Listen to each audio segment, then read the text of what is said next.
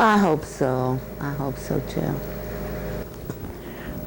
Not that I knew of. I knew about Dorothy Dandridge, and then saxophone player who was with the Sweethearts of Rhythm, Myrtle Young. Who else? Not really that many. There were some that I wasn't aware of, and I'm sure there are a lot of great female musicians that you don't hear about simply because they choose to be mothers and wives and stay home and raise families, you know. And I won't say that's too bad, because we need people like that, but we also need the women who are able to play and raise a family sometimes, you know. Speaking of women of that nature, I'm just skipping around. Tell me about Evelyn Sims. Evelyn Sims. I've been knowing Evelyn. We were teenagers together, and Evelyn was married to Lonnie Shaw, who was a great baritone player. And I think that's how I met her, because through some way Lonnie was playing and she came on the gig or something. But Evelyn is marvelous. Now, she's one of those people who could have been very famous throughout the world, I think. But she chose to do what she does and stay home and raise a family. She's a great mother and a great musician, and one of my dearest friends. I love Annie. She's from South Philadelphia. And she's had the opportunity to travel and to go out on the road with some pretty big names, but she chose not to. Okay, let's get to the Ortlieb's thing, I guess, if I'm losing my train. What were your first, when did you first start working there? Just give me some background on how your association. Before I say, I actually interviewed Pete over the phone, and he gave me his side of things. I think he made a comment.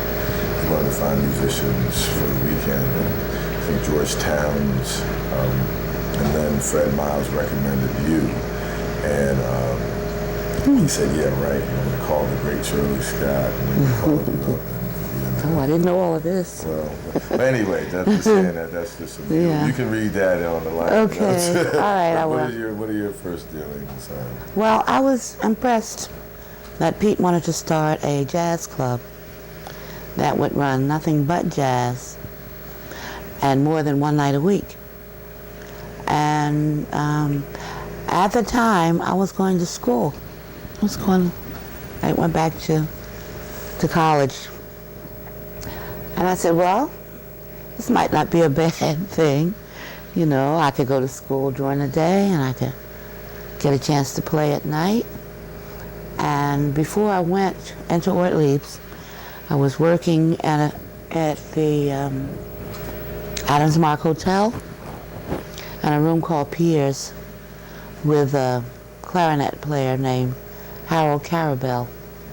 And he was, that's where I stayed there for about 3 years to try to get my piano chops together, and it was great for me because it was like a Dixieland band sometime.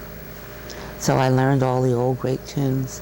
And then Pete asked if I would come and open up Ortlieb's. So we were the band that opened Ortlieb's, and I think it was Bobby Durham, the drummer, myself, and the bass player, what might have been Benny Nelson, I'm not sure. He didn't seem to know. But I think it was Benny Nelson.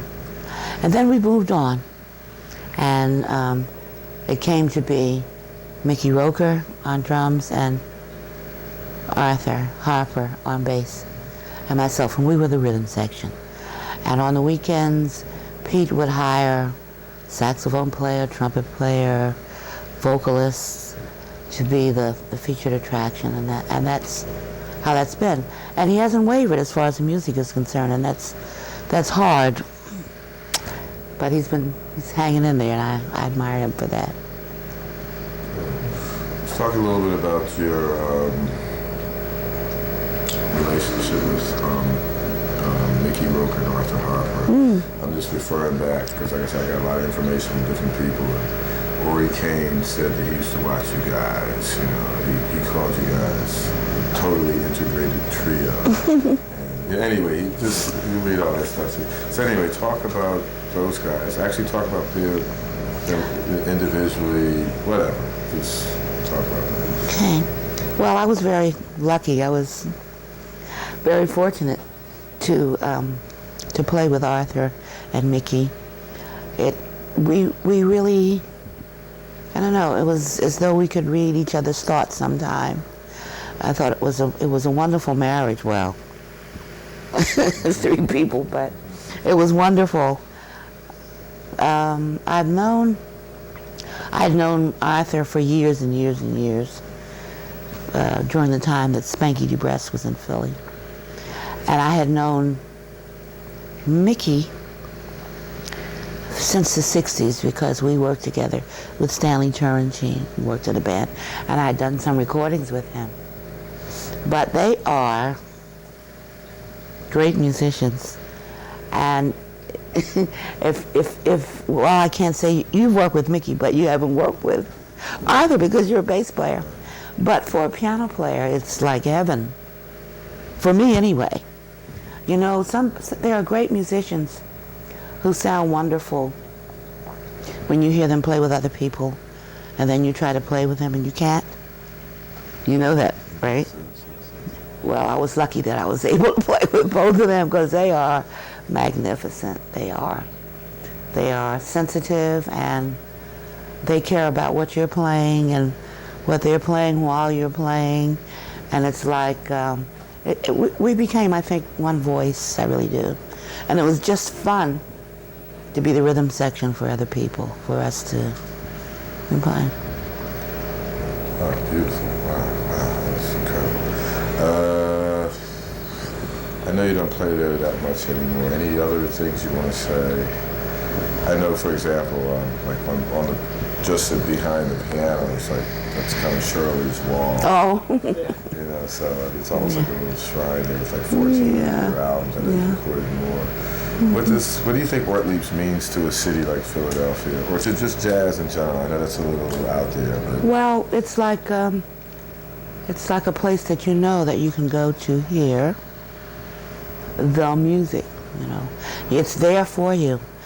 They're not going to be country and western Saturday night and rhythm and blues Wednesday night and maybe jazz once a month or something like that. It's a place. It's stability as far as the music is concerned. You know that if you mention Ortlieb, you're going to go and hear some jazz, and it's going to be good. It's not mediocre or people trying to play jazz. You're going to hear the music.